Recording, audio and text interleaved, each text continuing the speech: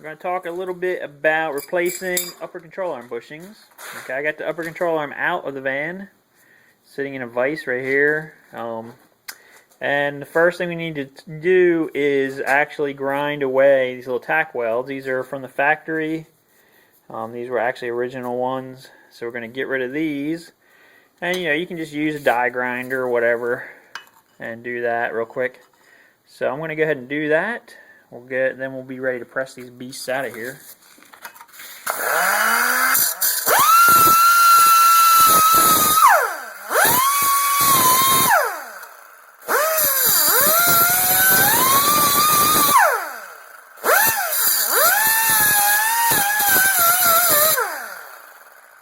Alright, that one should be good to go. Like I said, they're not really that big. You want to use some eye protection.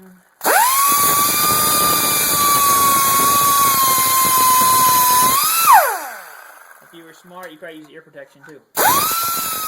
Alright, so we're getting ready to press our upper control arm bushings out. I ground these two tack welds off. I'm using just a vise, okay, normal bench vise. I'm also using this press tool, which it comes in this Harbor Freight press kit that says Master Ball Joint Adapter Set. I mean, if you're doing your front end on your Vanagon, you should definitely buy that along with this big C-clamp ball joint kit that they sell.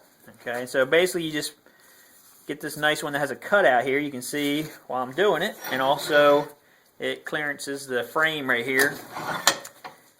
And you just want to tighten up the vise, and it'll start pushing it out of there. And it's actually not that hard. It comes out not too bad. Okay. And that should be it.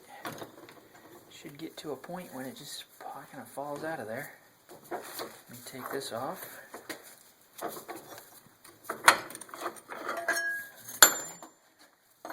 And of course this particular one, the last one I did, it just fell out of there right when I got to that point. This one just wants to be a little more stubborn, so you just give it a little pull that way. There's that one. I guess we can hurry up and do the other side, because it's actually, like I said, it's just not a big deal. Same exact thing, except this side it's upside down. Okay. Just get it centered in the vise, so when you push, you got a nice straight push on everything. And you just get your special workout for the week. And push on this thing.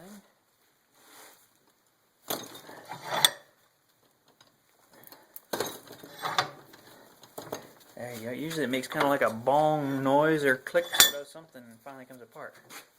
This one's being persnickety. So, alright, so we got these two upper control arm pieces out. Now we're ready to do the new ones, put the new ones back in. I got the new ones right here.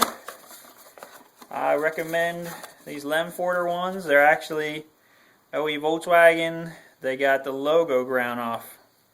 Right there is where the logo should be, but it's got some little grinding marks there instead because the logo's off. Okay, so putting these in is pretty easy. You just want a round adapter like this one right here.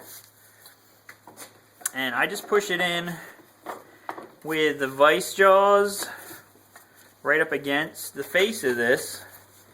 It spreads the load out real nice and lets you crank it down on there without hurting anything. Just gotta be careful because this arm here has a little bit of a lip on it.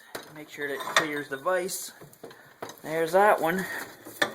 It's in like Flynn. No damage to that whatsoever.